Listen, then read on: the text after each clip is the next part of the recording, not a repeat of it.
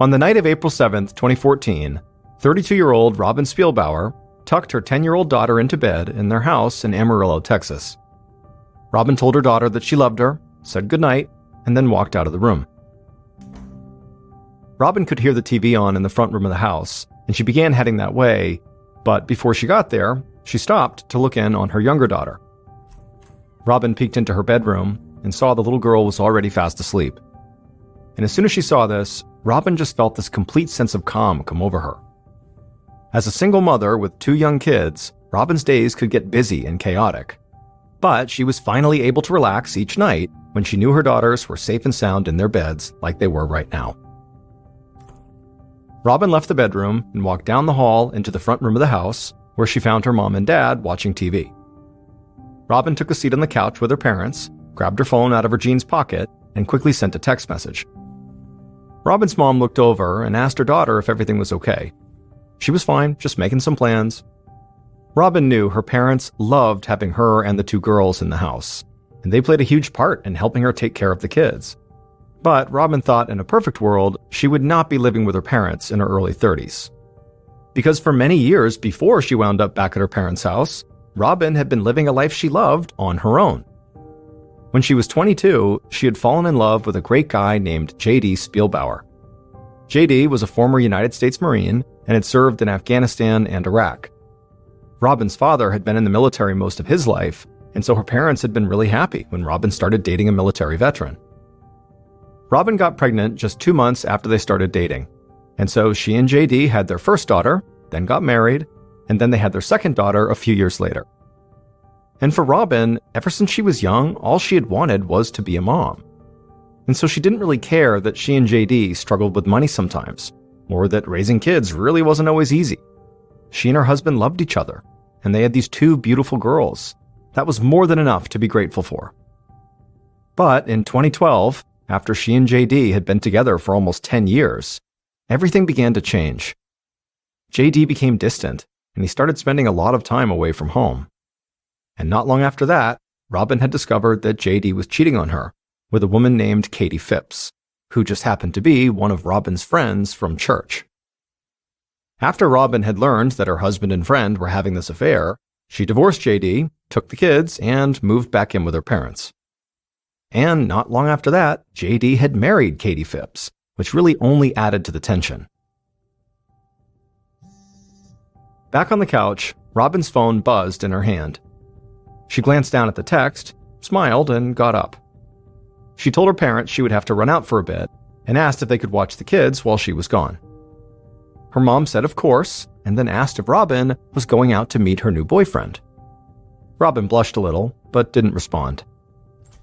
Then she just grabbed her purse, told her parents she wouldn't be gone too long, and walked out the front door.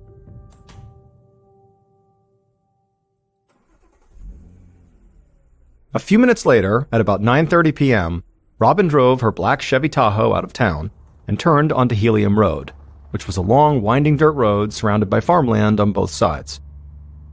As she drove, Robin cranked up the country music on the radio and looked out at the huge Texas night sky. The only light on the road came from her headlights and the moon, and this made Robin feel like she was out in the middle of nowhere. But that was perfect as far as she was concerned. In fact, that's why she'd chosen Helium Road for this meeting in the first place. She didn't want anyone to see what she was about to do. Eventually, Robin pulled her SUV over to the side of the road, put it in park, and began to wait. And as she did, she listened to the radio and looked out the window. And then eventually, she saw headlights coming down the road behind her.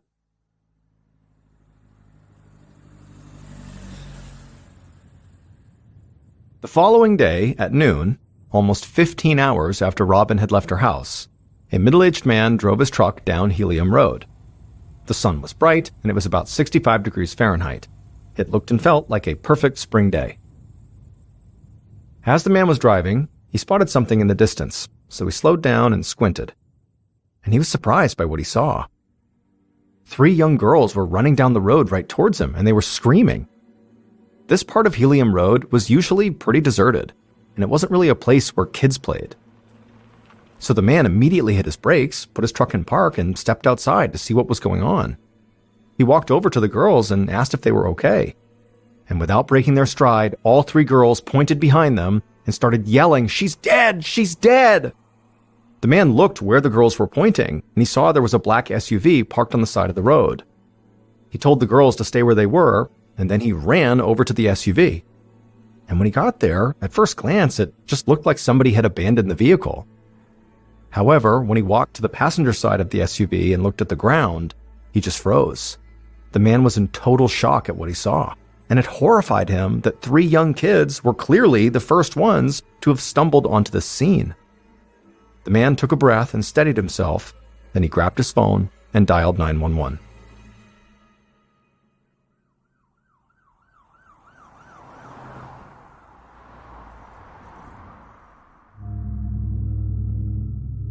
A little later that afternoon, Sergeant Alan Mongold of the Randall County Sheriff's Department sped down Helium Road. Up ahead, he saw there was an ambulance, cop cars, and a fire truck, and then behind him, driving as well, were more police cars. Sergeant Mongold could not think of a time ever when this spot on Helium Road, basically in the middle of all this farmland, had been so crowded. He eventually pulled over and parked his car not far from a black SUV and got out. And immediately, an officer ran over to meet him and said he'd taken statements from the three young girls and the man who had been there when he arrived, but he'd arranged for the girls to be taken home and he'd sent that man on his way. Mongold said that was fine, he would follow up with them if he needed to. And then he and the other officer walked around to the passenger side of this black SUV, and they joined a group of paramedics who were already standing there. But as soon as Mongold looked at the ground just outside the car, it was clear the paramedics could not do anything. Because lying there on the ground was a woman's body. And based on all the bugs crawling on her, Mongold knew she must have been dead for at least several hours. Mongold put on his gloves and crouched down next to the body. The woman was on her back, and immediately Mongold saw a deep dark bruise on the left side of her head. And at first glance, this bruise did not appear to be something she got just from falling down or something. It looked like something had been smashed into the side of her head, like a heavy object. And so at this point, Mongold felt confident he was very likely dealing with a murder. He reached into the woman's pockets, but found they were empty. So he told one of the officers on hand to run the plates of the SUV. And then he and the others started to do a sweep of the area. Within minutes, Mongold saw the officer who had just run the plates waving him over. Mongold joined him, and the officer said that the SUV was registered to a woman whose name was Robin Spielbauer, and the image of Robin Spielbauer that popped up matched the victim. Pretty soon, members of the county's forensics team arrived, and Sergeant Mongold searched the area around Robin's body and her SUV again. And this time, a forensic tech saw something that seemed really strange. The back windshield of Robin's SUV had a small crack in it, and embedded in the crack were tiny pieces of hot pink plastic. Now, neither the forensics tech nor Sergeant Mongold had any idea what this pink plastic was from. But the tech said hopefully that would become clear after they ran some tests. The investigative team spent hours searching up and down Helium Road, hoping to find a potential murder weapon or maybe Robin's cell phone. But other than those pink plastic flecks on the SUV windshield, there really wasn't much to go on. Mongold considered the possibility that this could have been a robbery gone wrong, that someone had gotten Robin to stop her car, attacked her, and had stolen her purse and her phone. But the idea that a carjacker would choose this road to try to rob someone where there wasn't a whole lot of traffic just didn't make a lot of sense to him. And so Mongold couldn't help but think that maybe Robin's killer was someone she knew.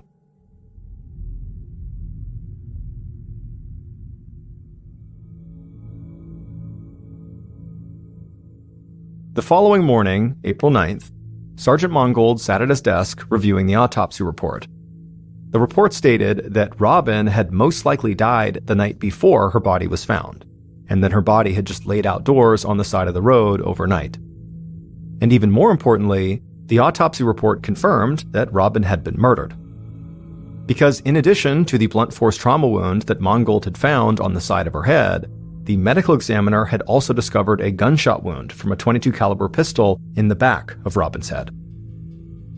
So, that morning, Sergeant Mongold went to meet with Robin's friends and family to learn as much as he could about her. and also to see if anyone close to Robin owned a .22. Mangold had informed Robin's parents about the death of their daughter the previous night, and even without the results of the autopsy report, he had told them he believed there had been foul play. And so through their complete shock and grief, Robin's parents had given Mangold a list of the few people who had been closest to Robin. And now, Mangold decided to start with her new boyfriend, a bartender named Jared. But the conversation with Jared proved to be pretty uneventful. Jared said he'd been working at the bar the night that Robin had died. He said she hadn't called him or texted him or anything. And Mangold was able to quickly track down multiple people at the bar who corroborated Jared's alibi. Now, the detective had no intention of crossing Jared off his list this early on, but Jared did not jump out as an obvious suspect. And so Mangold figured if Robin's current boyfriend didn't look like a major suspect, well, the next logical step was to talk to her ex-husband, J.D. Spielbauer. Later that day, now over 24 hours after Robin's body had been found, Sergeant Mangold knocked on the front door of J.D.'s house. And as he knocked, Mangold felt a bit surprised by where he was standing, because J.D. lived only a few houses away from Robin's parents' house. The door opened, and a woman who looked like she was in her late 20s with long brown hair and bright blue eyes was standing there. Mangold introduced himself, and the woman said her name was Katie, and that she was J.D.'s wife. She said news had traveled fast, so she already knew about the murder, and she assumed that's why Mangold was here, to talk about it. Mangold nodded, but before he could say much more, a tall, thin man with a cropped military-style haircut stepped outside. He introduced himself as J.D. Spielbauer. But immediately, his wife, Katie, snapped at him and told him to shut up, because she was talking to the police. J.D. immediately hung his head and fell silent. Sergeant Mangold acted like he didn't notice any of that, but in reality, he was taken aback. Married couples, even ones that didn't necessarily get along, rarely lashed out at each other in front of him, especially when they knew they could be potential suspects in a murder case. But Mangold remained calm and polite and asked them where they'd been the night that Robin died. Katie said that she and her son had been at a friend's house, and they had come home around 10 p.m. J.D. said he'd been home all night with his uncle, who also lived in the house. They'd just been drinking beer and playing some pool. Other than Katie's quick outburst at J.D., nothing the couple did after that seemed particularly strange. However, for some reason, Mangold just felt like there was a good chance both of these people were lying to his face. He talked to them for a bit longer, and then as they wrapped up, he told them he would be in touch if he needed any more information. But as he walked back to his car, Mangold already knew he'd be calling J.D. and Katie down to the station soon. He just needed to be better prepared if he was really going to interview them.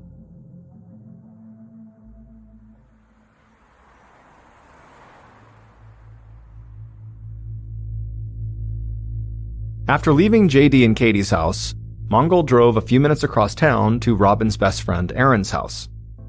Robin's parents had told Mangold that Robin and Erin were extremely close and shared basically everything with each other. So Mangold thought she'd be a great person to talk to learn more about Robin, but also he figured if anybody had inside information on Robin's ex-husband and his new wife, it might be Erin. And as it would turn out, Erin knew a whole lot about Robin's ex and his new wife. She told him that at one point, she, Robin, J.D., and Katie had all been friends. But then J.D. and Katie had an affair, and things got ugly. She said Robin constantly worried about the kids and wondered if she and J.D. should really be trying to co-parent them. Erin also said that J.D. talked a lot about suffering from PTSD because of his time in combat as a Marine. Mangold took notes on everything Erin was telling him. An affair, a divorce, and a potential custody battle could all be motives for murder. And while Mangold did not believe that all military vets suffering from PTSD were inherently violent, JD's condition was still something he had to consider. But Erin would tell Mangold something else that would instantly make him rethink his entire approach to JD and Katie. Erin said late last year, Robin had gone over to JD and Katie's house to drop off the kids.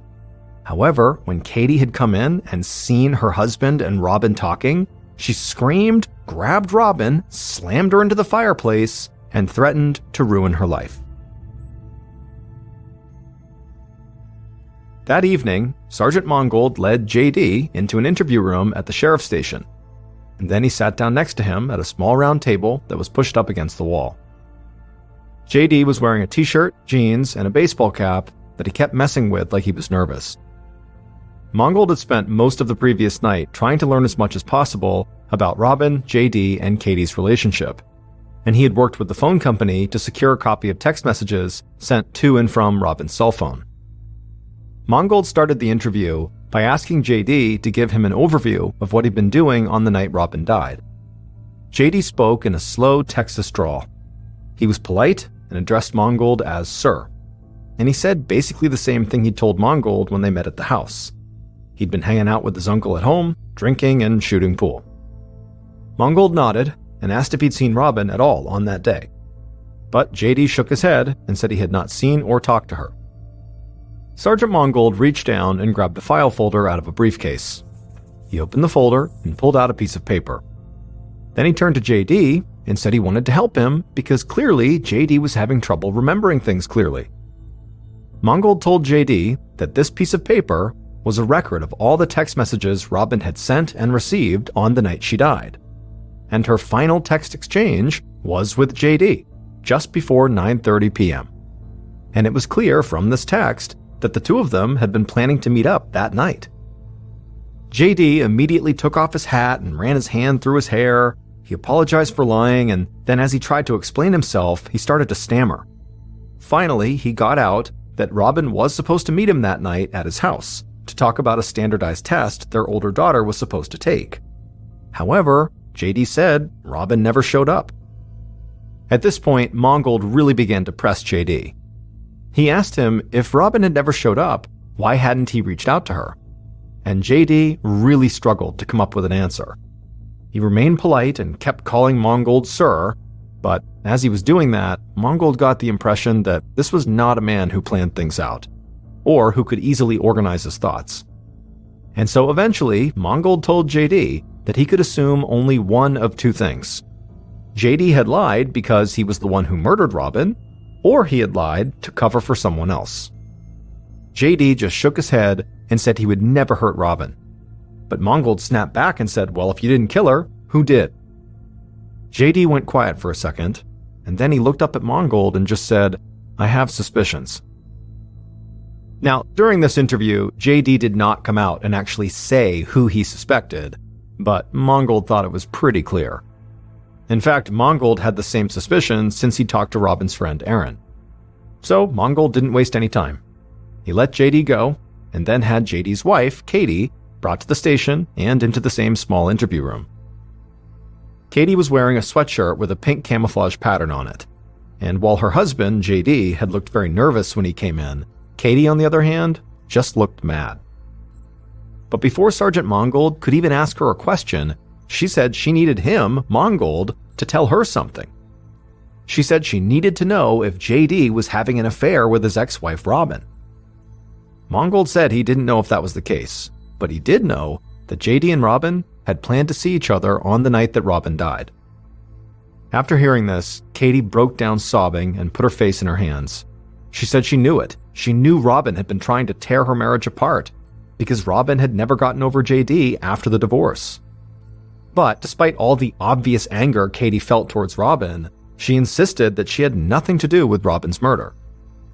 However, despite what Katie and JD said during their interviews, Sergeant Mongold still decided to secure search warrants for their house and their cell phones, and he felt sure he would soon be able to arrest one or both of them.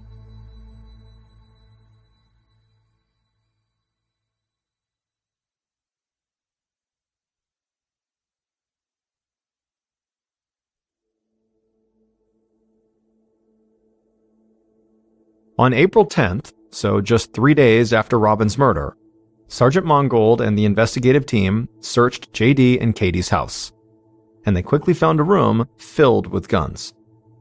Mongold didn't think that was strange, though. Amarillo, Texas was home to a lot of avid hunters, and most of the weapons in this room were hunting rifles. But one gun immediately caught the detective's eye. Sitting in an open case was a Sig Sauer .22 caliber pistol. Now, Robin had been shot with a .22. But that was not actually the only thing that made this gun stand out. This gun had hot pink plastic accents on part of the grip and the barrel. And when Mongold leaned down to get a better look, he noticed that part of the pink plastic on the grip was cracked, and that small pieces of the plastic appeared to be missing. And so right away, Mongold assumed that those small pieces of pink plastic that were missing must have wound up embedded in the back windshield of Robin's SUV. Investigators quickly found out that the gun was registered to Katie, and they even found photos she had posted on social media of her holding that gun. And later that day, when police searched Katie's text messages, they found something just as damning. In the 4 days leading up to the murder, Katie had sent 336 text messages to JD, threatening to ruin him and Robin. And the final text message, number 336, which Katie had sent to JD about an hour before Robin had left her parents' house and driven out to Helium Road, said, "You started this, whether you want to believe it or not. I will finish it." The Randall County Sheriff's Department and the District Attorney's Office moved fast. On April 11th, 4 days after Robin's murder, they arrested Katie. However, before the case could go to trial, the DA wanted either a confession or clear evidence that demonstrated Katie had been driving on Helium Road on the night of the murder. Katie refused to confess. She just repeated her story that she had been with her son at a friend's house and then gone home at around 10 p.m. that night. Now, Katie's cell phone had pinged off a tower near the murder site at the time Robin was most likely killed, but that tower also would have pinged if she was driving from her friend's house to her house, so it was not the definitive evidence the DA was looking for. The search for some elusive piece of evidence that would ensure a guilty verdict began to frustrate the police. After all, Sergeant Mongold and his team had Katie's gun and her threatening text messages to JD, and they knew Katie had once slammed Robin into a fireplace. But Mongold and his team's hands were tied, because the DA's office had taken over the investigation. The DA's office wound up re-interviewing people connected to the case and also scouring surveillance footage from locations just outside of town to see if they could spot Katie's car pulling onto Helium Road. But none of this led to anything new, and the investigation dragged on for months. And so the DA began to worry that he would never find this piece of evidence that would definitively win over a jury. But on a day in July of 2015, over 15 months after Robin's murder, a woman who worked for the DA rushed into his office, and she had a very excited look on her face. She told the DA that she'd seen a story on the news about how certain cell phones left a clear digital footprint when they were connected to Wi-Fi. Essentially, police could use this Wi-Fi data to track exactly where a phone had been, which was far more information than a cell phone tower could provide. When the DA heard this, his face lit up. He'd never heard about this type of search. So he gathered his team, and they immediately got in contact with the phone and internet companies, and soon they were able to trace Katie's exact path on the night of the murder. This was exactly the kind of evidence the DA had been looking for. And not long after that, the DA got another big break when he was contacted by Robin Spielbauer's mom. She told him that she had just gotten this very bizarre phone call that she knew would help his investigation. And the information Robin's mom provided, along with the newly collected Wi-Fi data, finally solidified the case.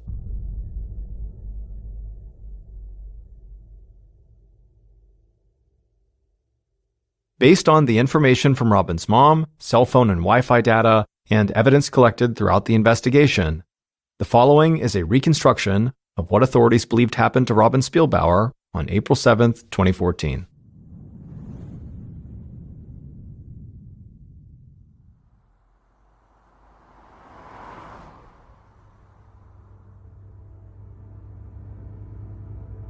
That night, the killer drove their truck through town, trailing just far enough behind Robin so as not to be spotted. The city lights slowly disappeared behind them as the killer followed Robin out onto a dark dirt road. And after a few more minutes of driving, the killer saw Robin pull over and park. And so the killer slowed down as well and parked right behind her. Once they were stopped, the killer put on a pair of gloves, grabbed a gun from the passenger seat, and then stepped outside, leaving their headlights on. The killer calmly walked towards the SUV, raised their gun, and slammed it against Robin's back windshield. The windshield cracked, and the killer heard Robin begin to scream from inside the vehicle. The driver's side door of the SUV suddenly flew open, and Robin lunged out of the car and started screaming at the killer. But the killer just raised their gun. Robin saw the gun in the headlights from the truck, and she ran towards the farmland that surrounded the road, trying to get away, but the killer followed, and they aimed at Robin in the low light, and they fired. The bullet struck Robin in the back of the head. She stumbled, her body twisted, and she fell to the ground on her back. The killer approached and saw Robin was still breathing, so they aimed the gun at her forehead and pulled the trigger again. But the gun jammed. The killer panicked. They rushed back to their truck, glancing over their shoulder to make sure Robin was not getting up and running off. The killer found a tire iron from the truck bed, took it, and ran back to the side of the road where Robin was still laying on the ground. The killer held up the tire iron and swung it hard into the side of Robin's head. Blood spilled from Robin's temple out onto the ground. Now she stopped breathing, and she died right there on the side of the road. The killer leaned down and took Robin's cell phone out of her pocket. They searched her other pocket for personal items, but she didn't have anything else on her. So the killer walked over to her SUV, leaned inside through the open driver's side door, and grabbed Robin's purse. And then with that in hand, they shut the door behind them. The killer ran back to their truck, hopped in the driver's seat, and sped off down the dirt road back towards their house in town. Once back inside the safety of their home, the killer walked right into their gun room, and they would put the gun they had just used to shoot Robin, a Sig Sauer .22 caliber pistol with a pink plastic grip, into an open gun case. At this point, the killer took a deep breath and began to calm down. They were convinced the police would eventually find this pink gun, and when they did, they would believe Katie had murdered Robin. Katie Phipps would stay in prison for over a year awaiting trial, while the DA's office tried to find evidence that would ensure her conviction in court. But Katie didn't murder Robin. Her husband, JD, did. Lamplight glowing soft and warm.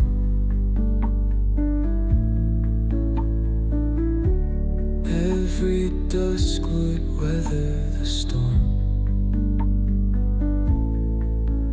In the echo of our footsteps trace our moments captured in this place.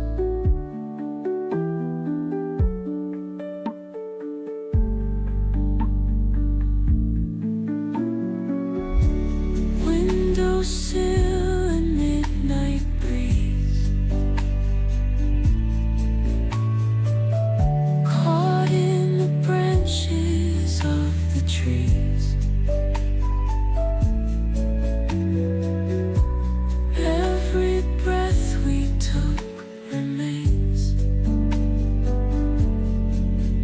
in the hush of memory's veins.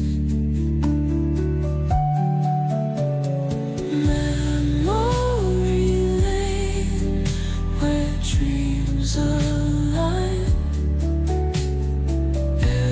Every stone has a tale so fine.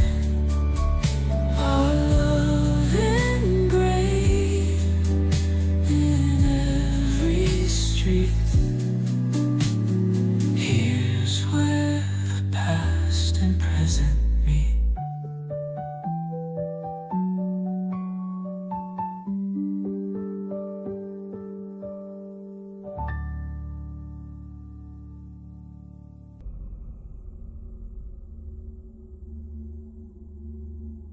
It would turn out that Katie's suspicions about JD and Robin had been correct.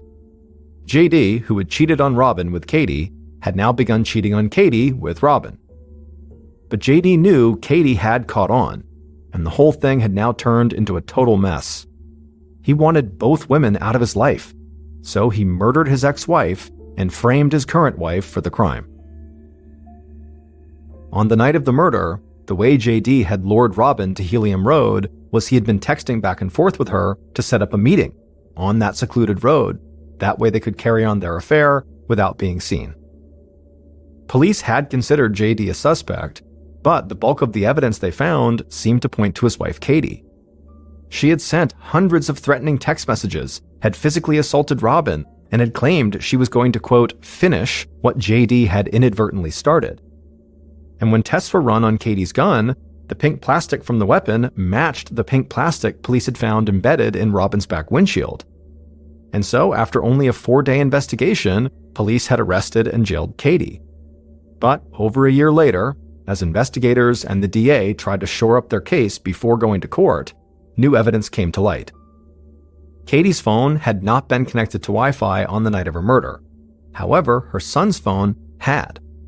And so using the Wi-Fi data from her son's phone in connection with cell phone tower from Katie's phone, police were able to see that on the night of the murder, Katie's route was directly from her friend's house back to her own house.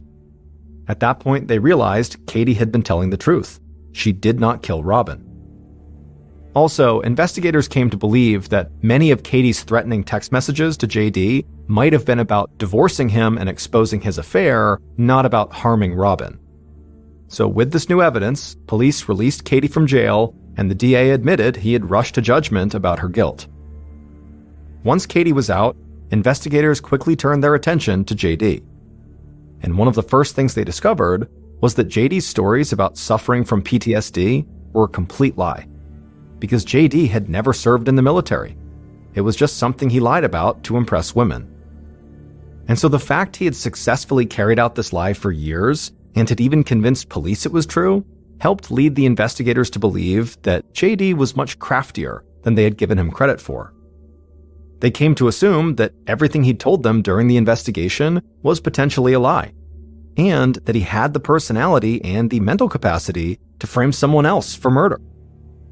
And then finally, when investigators really began to move in on JD, Robin's mom contacted the DA about this bizarre phone call she got. She said that JD had called her and asked her to lend him a significant amount of money so that he could take his daughters on a trip to New York ASAP. With everything else investigators had learned, they saw this as a huge red flag. They believed the reason JD was trying to go to New York was actually just to make a run for the Canadian border. So they arrested JD before he could leave town, and they charged him with the murder of his ex-wife Robin. JD was found guilty of murder and sentenced to life in prison. He'll have a chance for parole in 2046. Despite the conviction, some members of the sheriff's department continued to believe that Katie had played a role in this crime. But once she was released from jail, Katie was never arrested or charged again in connection with Robin's murder.